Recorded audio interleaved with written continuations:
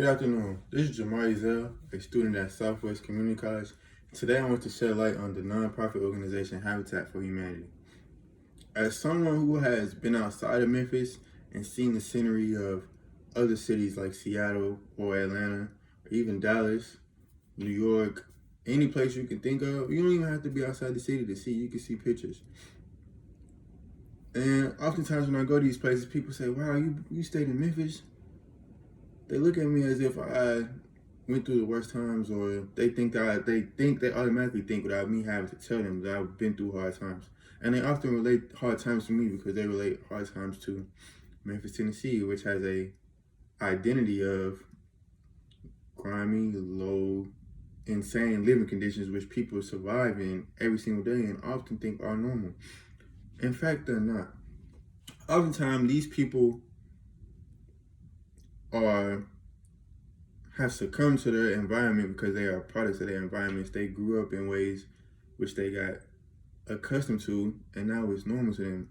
Habitat for Humanity is here to show and change that and get these people out of these unsafe living conditions.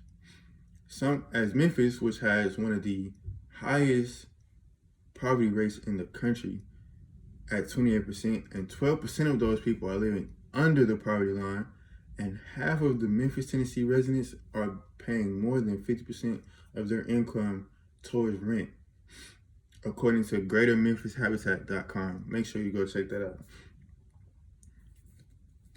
This home that I'm making this video in right now is a Habitat for Humanity home.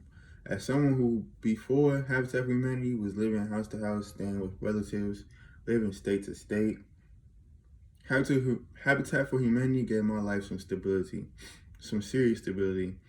Since then, my GPA went up, and I'm going to go on to college. Not to say that's due to Habitat for Humanity, because I was going to do those things anyway, because I aspired to go to college, but Habitat for Humanity most definitely made the process easier, which is actually backed up by statistics, because Habitat for Humanity children are twice as likely to go to college as opposed to the children in the region who live in unstable conditions. Also, 1 in 4 children who grew up in these unstable living conditions, 1 in 4 children develop much greater behavioral problems and anxiety problems. All in all, unsafe living conditions have impacts on people way greater than you can think of, not just at home, outside of home, their development, the way they think, the way they associate with other people. 1 in 4 people develop at much slower rates than living in stable homes, according to HabitatForHumanity.org.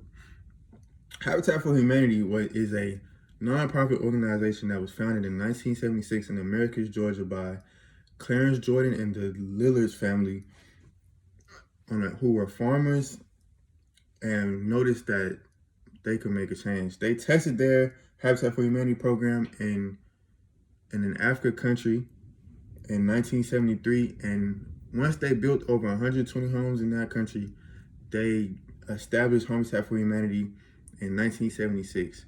They went on to join another Habitat for Humanity in Dallas, Texas in 1984, getting volunteers from Jimmy Carter, a former United States president, which really uplifted their program. Since then, they've built Habitat for Humanity restore stores in Canada, Cambodia, and Colombia, and everywhere in between.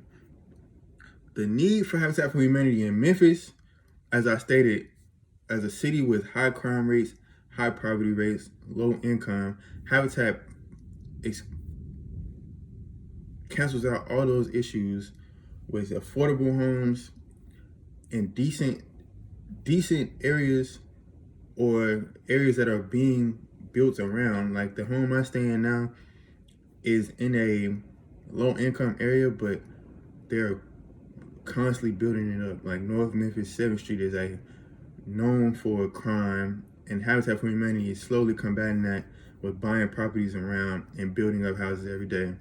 There's no crime in our neighborhood, but literally outside of our neighborhood, it's still riddled with crime. So it's a slow process, which is why we need more volunteers like you to sign up more to defeat the problems that the city of Memphis has.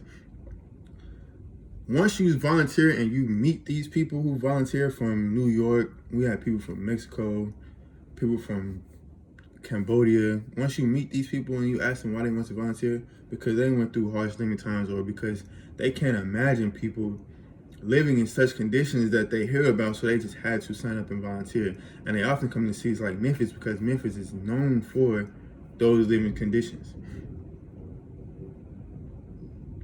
Once you meet those people and once you build those bonds, lifetime bonds, it's an amazing feeling. And all you have to do to get on the journey to create these bonds is go to Habitat for Humanity and your local city, which is Memphis. So it would be Greater Habitat for Humanity, GreaterMemphis.com, and sign up as a volunteer, an event planner, or someone who just wants to find their niche. They'll find someone. You can be a cook for the events, you can be a driver, you can be a security guard, a traffic director. It's insurmountable things for you to do.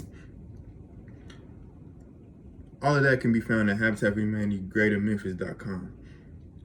As someone who has seen the positive effects of Habitat for Humanity, I encourage everyone to try to make a change for Memphis so that the next 20 years, our kids won't grow up in the living conditions that we grew up in. It's just an amazing program, and I had to advocate for it. And as someone who literally benefits from it, I just advise you guys to please take out the time. You don't have to volunteer, but just go look it up, tell a friend. Habitat for Humanity is the way. Thank you for listening to my speech. Y'all have a great day.